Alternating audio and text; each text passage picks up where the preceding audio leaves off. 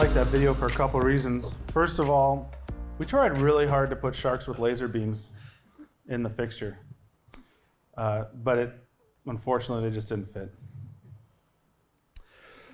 The other thing that's really interesting about that video is at a certain point in the end there, I don't know if the translation probably happened there, but we start to talk about the kinds of venues that you can use the SolarFrame 750 in.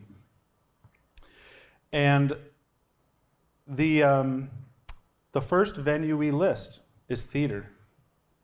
Now, I just spent 20 minutes talking to you about how the Releve spot is the fixture for theater. And then the next thing I do is I come at you and I say, oh, hey, you can use this fixture for theater. A little bit of a mixed message, I think. But the important thing about that is the list that comes after that. Trade show, worship space, concert space.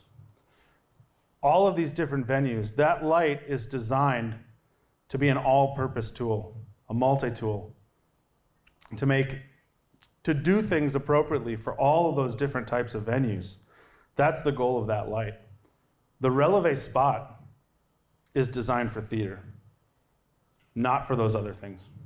Not for studio, not for trade shows. If somebody uses them for those things, we're okay with that. But it's really designed for that theatrical mindset.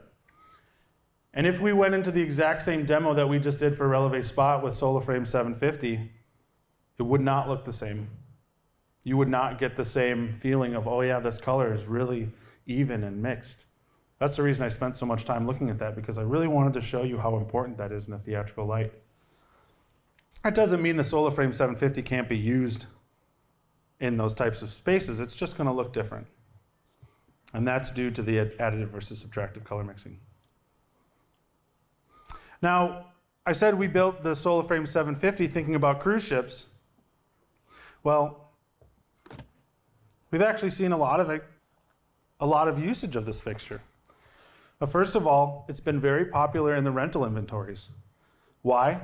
Because it's small, it's light, about 60 pounds.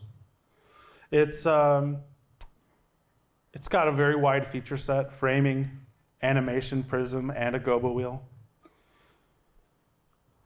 We've sold thousands of them to rental companies across the US and Europe. And what we also found, that we weren't expecting, is that the fixture was really popular in the studio markets. Now the fixture is about 70 CRI, and people out there would say, ooh, 70 CRI.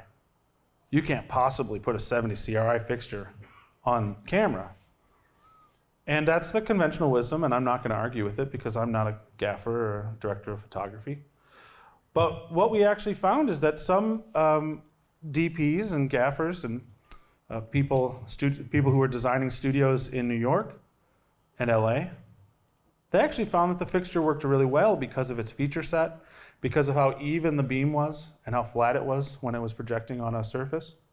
This was really valuable to them. So we've actually done a number of studios with the fixture, MTV's TRL, some news shows and morning shows in the US, and even some live venues that go straight to tape, like Austin City Limits, if you've ever heard of that venue. And we've also done a lot of other types of venues and theaters, like the Theater de Mag in Netherlands, and the Hale Center in Utah, and even the Liverpool Philharmonic. Liverpool Philharmonic, of course, liked the fixture a lot because it was quiet. It was very quiet. It does have fans, but they run very quietly, so you can't really hear it. Well, you can hear some things right now. There's lots of fixtures running. So SolarFrame 750 was a very interesting, successful fixture with an interesting story behind it and really fantastic product for a smaller sized venue. Now, sometimes you hear a lot about this other fixture that we have, the SolarFrame Theater, and I'm going to talk about that fixture a little bit.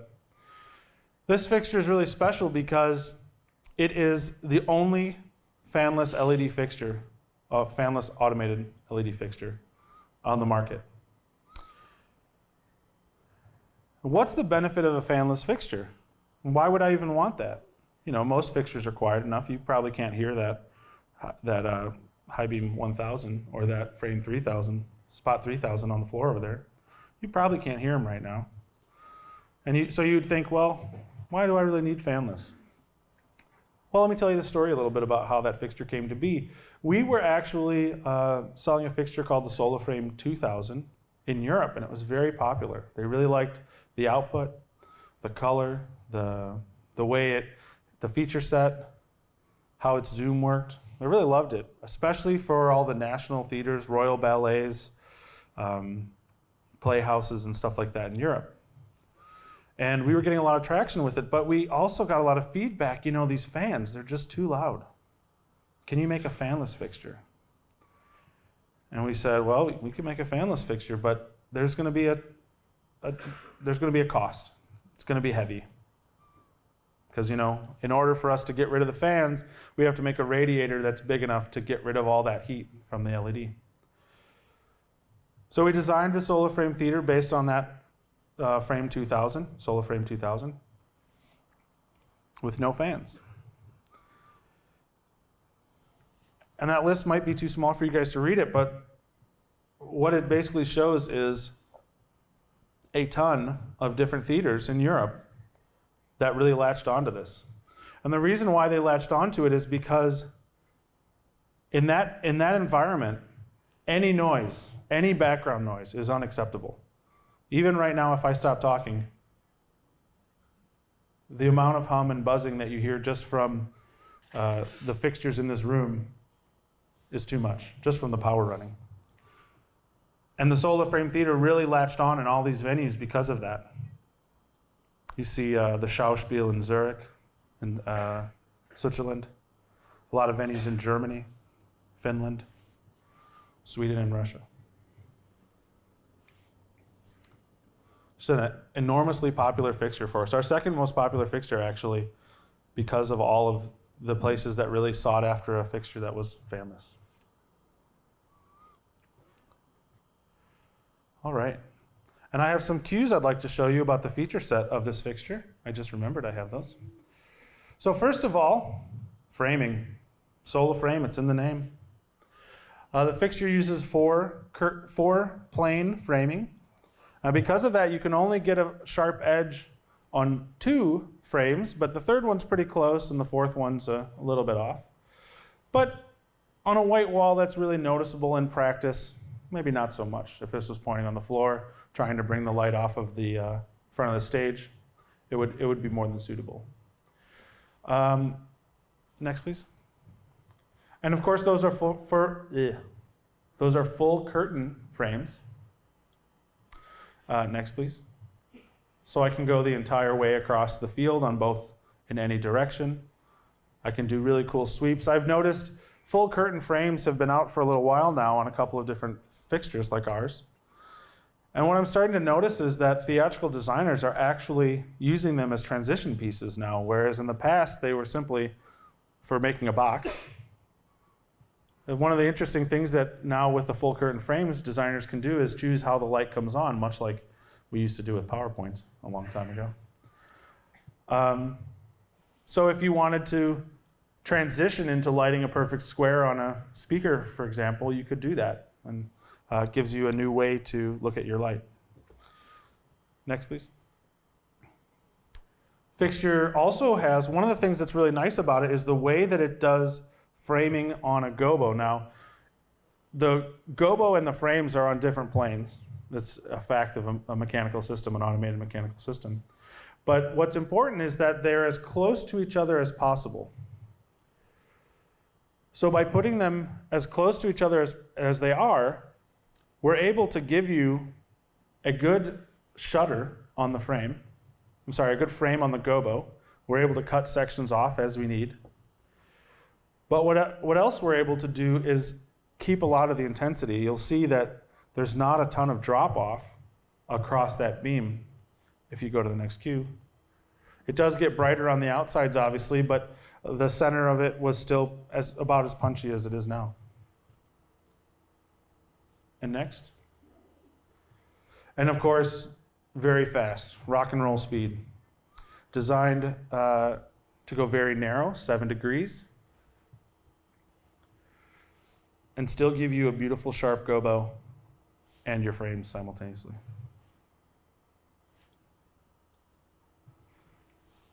And that's the last one. Next. Okay. So hopefully this place, you guys can smell it. There's a little bit of haze in the air, I hope. Now we're going to talk about another fixture, a little bit more rock and roll. So what's the difference between lighting a classical concert hall and a pop spectacle or a concert? Haze. That's my answer, haze. Can we run the haze cues? So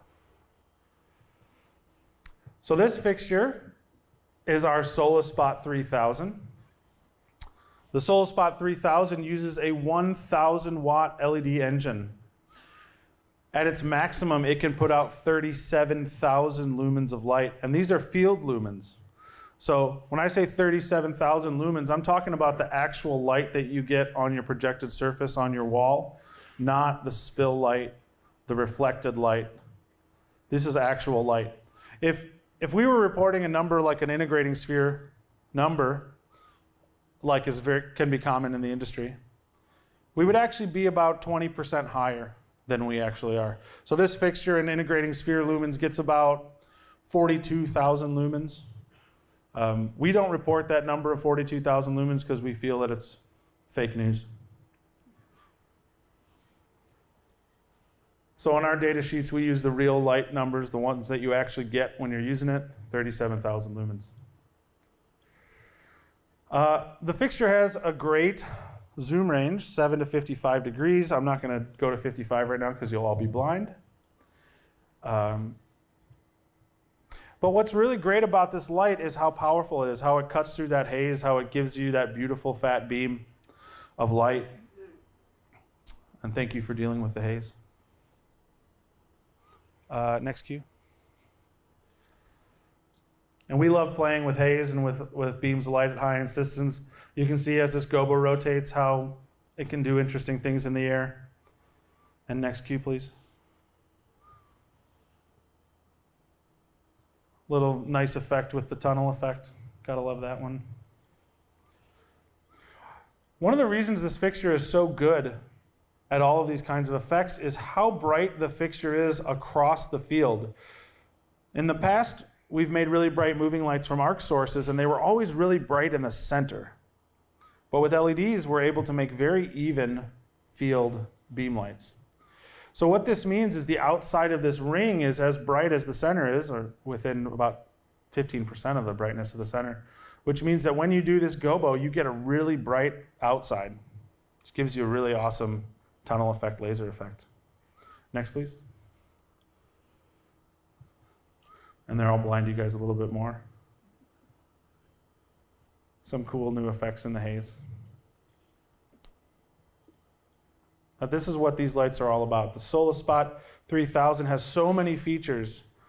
21 different gobos, 2 different prisms, 2 different animation wheels, 2 different frosts, iris, CMY mixing, and CTO. Next cue, please. Oh, and it does this thing too, which we love. This is a new feature that you can only do on on LED lights. It's called LED animation. If you can't quite understand what's going on by looking in the beam right now, if you look at the back wall, you can see it's actually turning on and off different segments of the light to kind of give you a chase across the beam. If you remember back to that video we showed you of the LDI show, they use this a lot in that because it gives you such a cool air effect.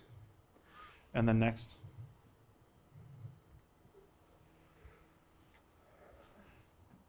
All right.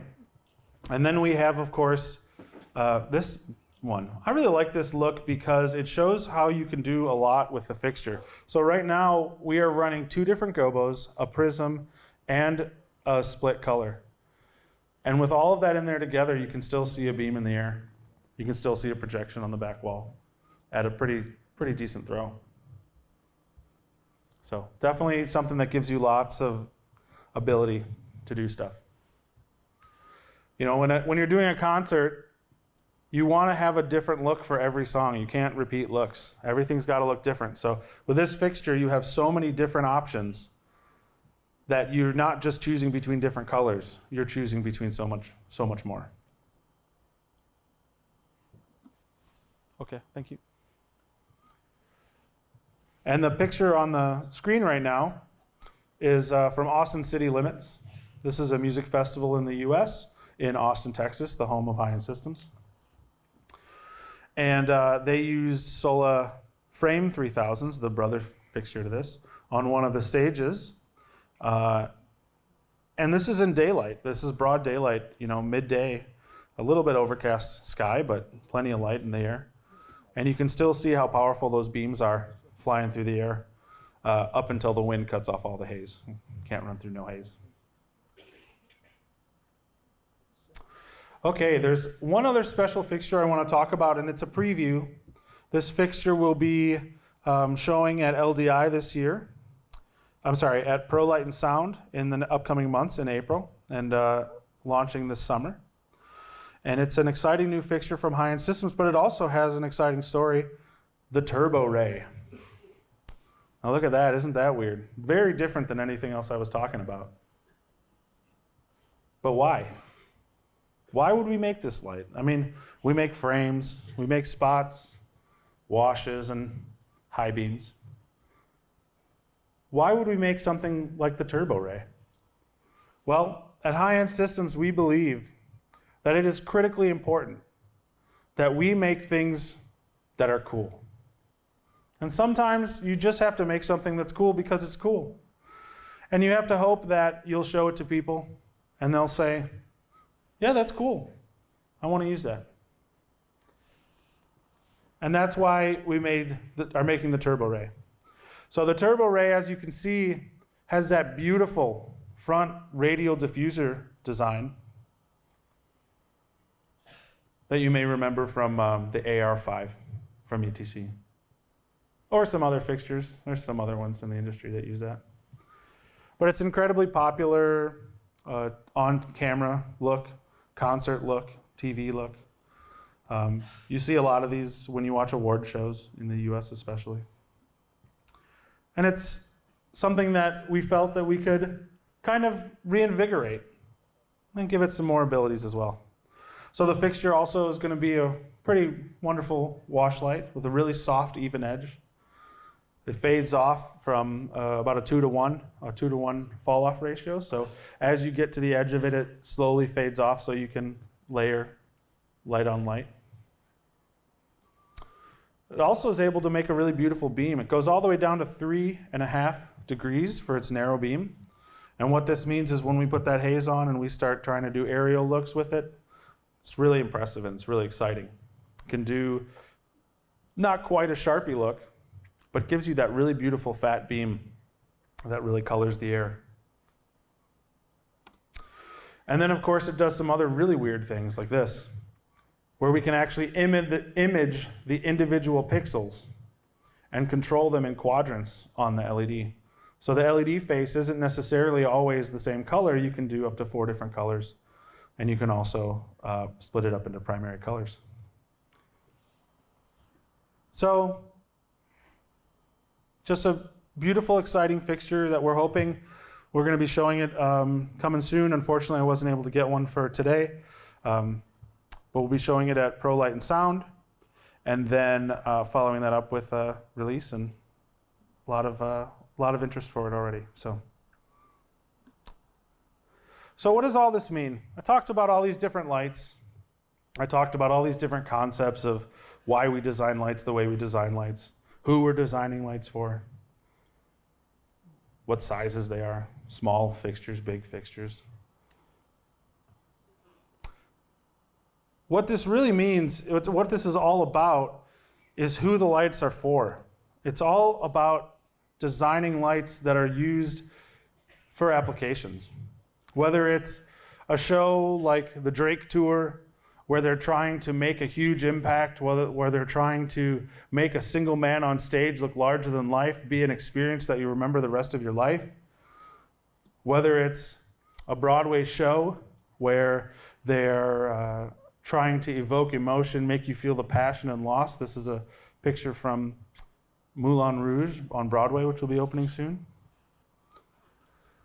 And whether it's a professional show or an amateur show, trying to give people the tools they need based on what they need and what their space is, whether it's a small space or a large space, a small space like the one pictured, or a large space like this picture. Theatrical shows where we're trying to light a thing, make a thing look beautiful, not just light the air, make something look beautiful. Studios, and Shark Tank. Or even a spectacular water show or effect show. For ETC and high-end systems, we see our product lines as two different product lines. So many people came in and they said, oh, ETC bought high-end systems, what are you going to do? Well, we're still planning on making lights for theater. We're still planning on making lights for live event. And that's what we plan on doing. We plan on continuing to design things for the artists out there, for the productions out there, not just to design products. We don't want to just make a moving light because it's fun. We want to design things that artists can grab onto and get excited about and design it for their needs. And that's what we do that's what my job is and what we do at ETC and High-End Systems. All right. So, are there any questions? We have about half an hour before lunch. Is there anything that I could cover in more depth for folks?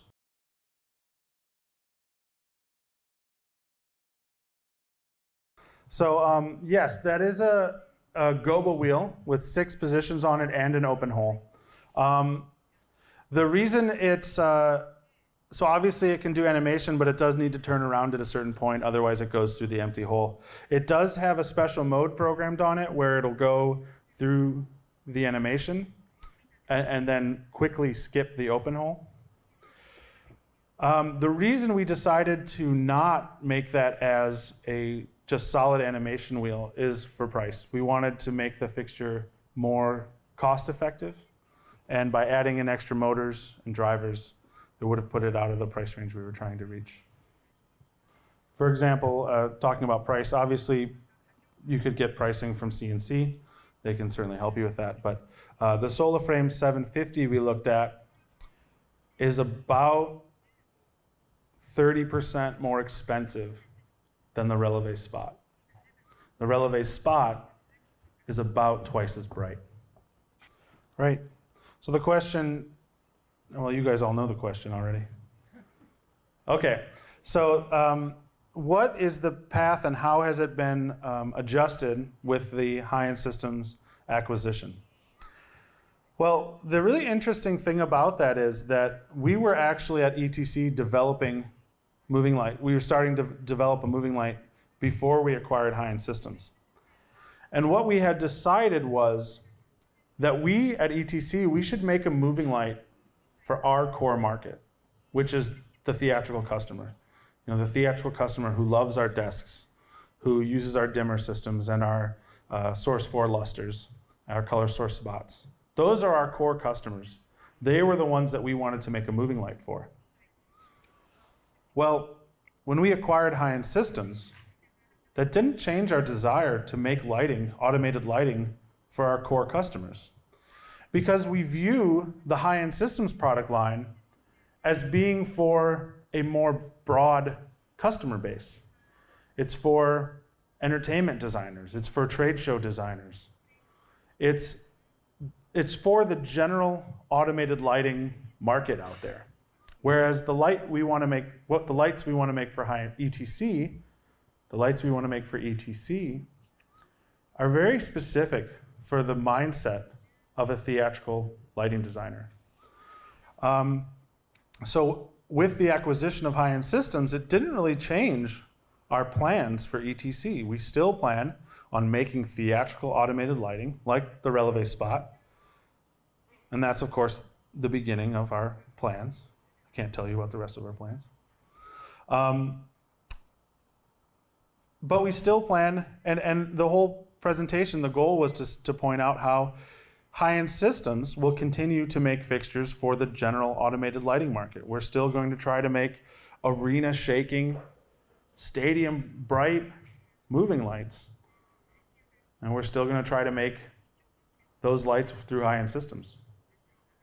And just like on the console side, when we bought high-end systems and acquired the Hog 4 console, it didn't change our plans with EOS. We're still going to build the EOS and continue to develop the wonderful console that you guys know there, but we're also going to continue to develop the Hog console because ETC has always been a company that believes that there's more than one way to do something, and we want to be able to be the people that help you do it, whether you're an live entertainment person or a theatrical person. So the Releve spot, the question's about brightness. And the Releve spot is really unique for a couple of reasons. First of all, it's far more efficient than what we see out of most lights.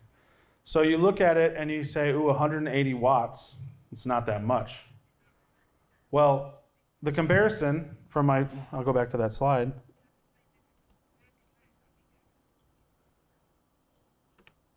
The comparison is against a 480 watt engine. So that's almost 3 times as bright, 2.5 times as bright as a 180 watt engine, and we're outputting more light than it. Not in every color, definitely not 7,000 degree Kelvin white,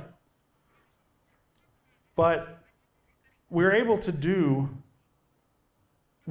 give the brightness in a lot of ways that a white light source simply can't.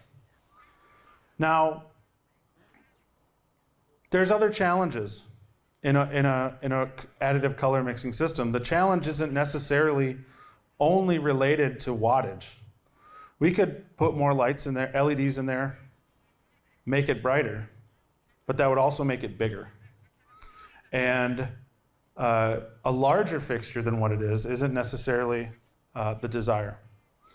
So there is the ability to make it a little bit brighter, and we will certainly review that on future products. But it's important to realize that the brightness and the wattage are not necessarily tied to each other. An efficient lighting system like the Releve Spot and a colored lighting, additive color lighting system like the Releve Spot gives you much more brightness in colors than it does in white. White light is not the most important light on a fixture like the Releve Spot.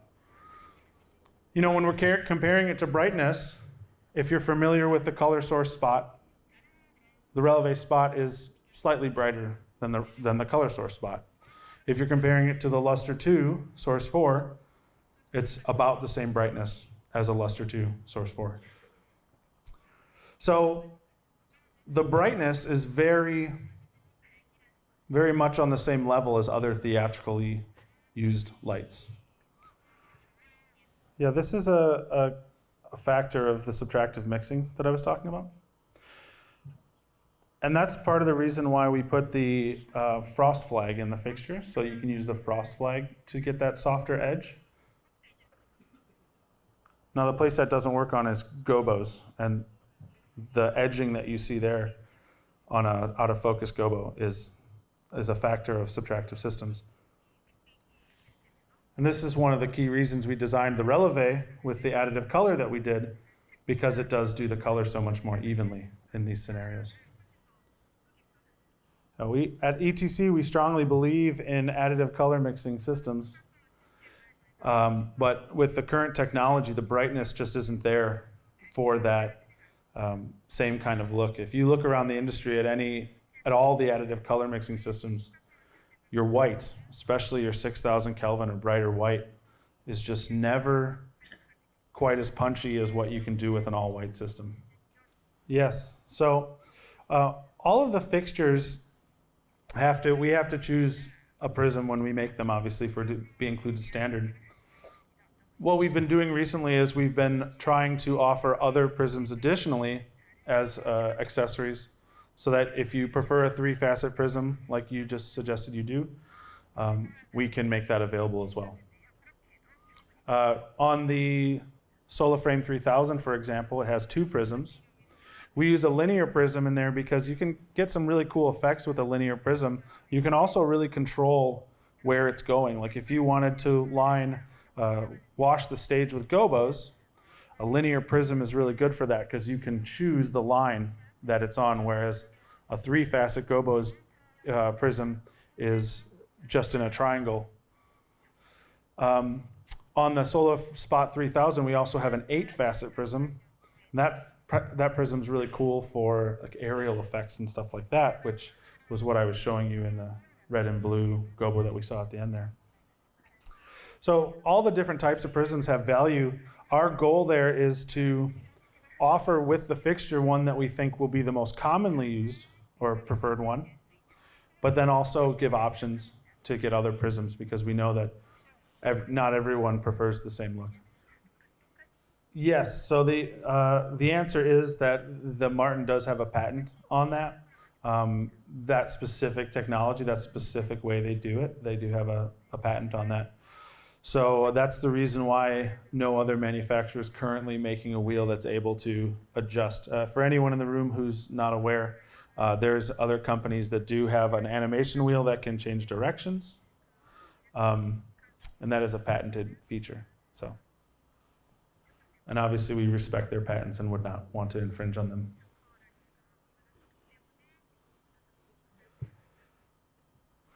But I would also say that I certainly do see the value in that, and there is, I don't know how to answer this.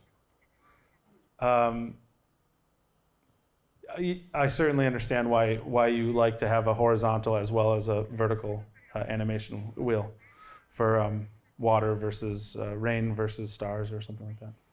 지금까지 첫 번째 강의해 주신 매트 스토너에게 수고하셨다고 큰 박수 부탁드리겠습니다.